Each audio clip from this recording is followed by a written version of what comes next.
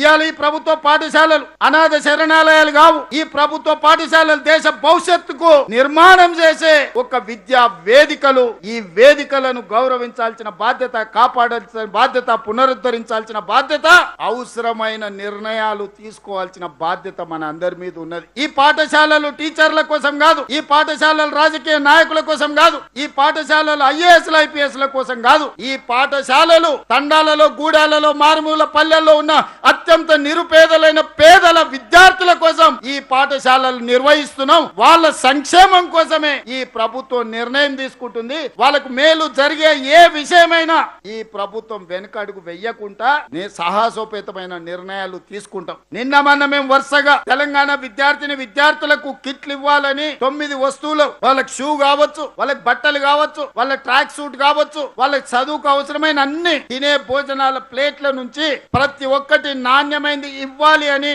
నేనే స్వయంగా నాణ్యతను పరిశీలించిన. ప్రతి ఒక్కరికి చేరాలనేది నా ఉద్దేశం. వాళ్ళకి పాఠ్య పుస్తకాలతో పాటు నోట్ పుస్తకాలు, వాళ్ళు చేసుకోవాల్సిన హోంవర్క్ సంబంధించిన నోట్ బుక్స్ నుంచి ప్రతిదీ సరైన సమయంలో చేరాలి. మీ పిల్లలకు కిట్టు రాకపోయినా, వచ్చిన కిట్టులో నాణ్యత లేకపోయినా, ఎందులోనే లోపం ఉంటే తక్షణమే నా దృష్టికి తీసుకురండి. ఆ లోకల్ గుండె ఎమ్మెల్యే గాని, ఇన్ఛార్జ్ మంత్రులకు గాని మీరు చెప్పండి. ఎవరైనా నాణ్యత లేని వస్తువులను సరఫరా చేస్తే ఆ కంపెనీని బ్లాక్ లిస్ట్ చేయడమే కాకుండా క్రిమినల్ కేసులు పెట్టి జైల్లో తోసే బాధ్యత నేను తీసుకుంటా. విద్యార్థులకు నాణ్యమైన వస్తువులను అందించాల్సిన బాధ్యత ఈ రోజు మన అందరి మీద ఉన్నది. అందుకే మిత్రులారా, ఈ రిఫార్మ్స్ తెచ్చే క్రమంలో కొన్ని ఒడిదుడుకులు, కొన్ని అడ్డంకులు వస్తాయి. వాటిని అధిగమించాల్సిన బాధ్యత మన మీద ఉన్నది. ఇవాళ మనం అమలు చేస్తున్న పథకాలు వినియోగదారులకు, సంక్షేమం చేరాల్సిన వాళ్ళ కోసం, వివిధ సంస్థలకు వ్యాపారం ఇవ్వడానికి కాదు. ఈ రోజు ఆ పేద పిల్లల కోసం తీసుకుంటున్న నిర్ణయాలు వాళ్లకు ప్రయోజనం చేకూరే విధంగా ఈ రోజు ఉండాలన్నదే మా ఆలోచన.